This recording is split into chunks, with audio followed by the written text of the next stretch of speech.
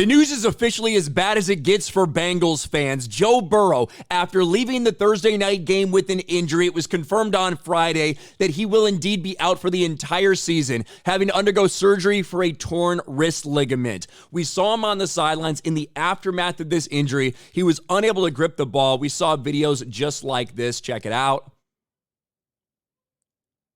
Was not able in any way to keep a grip on that ball despite trying time and time again. Ended up going back in the locker room, would not come back in the game.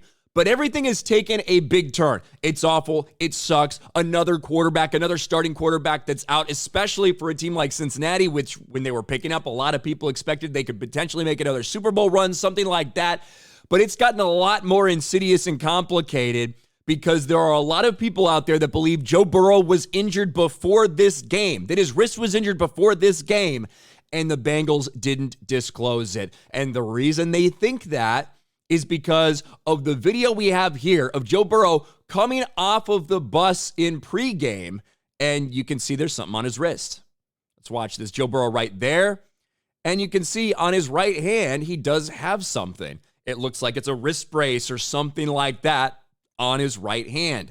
And this obviously sent everybody into a frenzy because, hey, if they lied about his status, that could affect a lot of things, including gambling. And that's really what we're talking about now, that the NFL's embraced sports gambling in such a big way.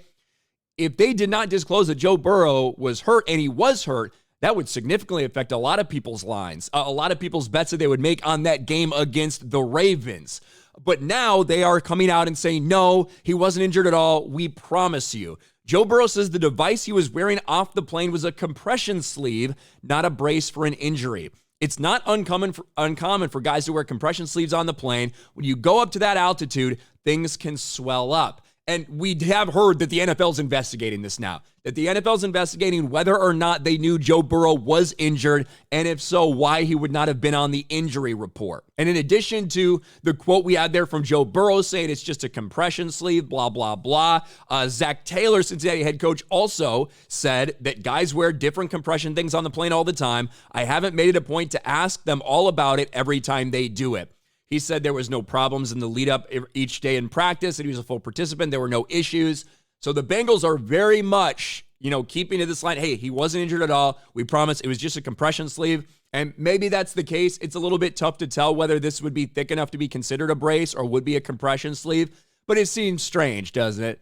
It seems strange that Joe would be wearing a compression sleeve on that arm and not the other one, and that this wrist went and, he had a problem with the wrist. He tore a ligament in this wrist during the game. So the bottom line is Joe Burrow's out, which sucks. When Joe Burrow's healthy, this Bengals team can beat anybody. And now he's out for the season, which is awful. But there's a lot of questions, especially from people that are involved in the gambling community. There's going to be a lot of questions to the NFL and to the Bengals if they knew anything about any type of wrist injury for Joe Burrow before he went out there on Thursday night. Let me know your thoughts about this in the comments section below. Smash a like button, subscribe to the channel, ring the bell for notifications, share this video out there, and I'll talk to you later.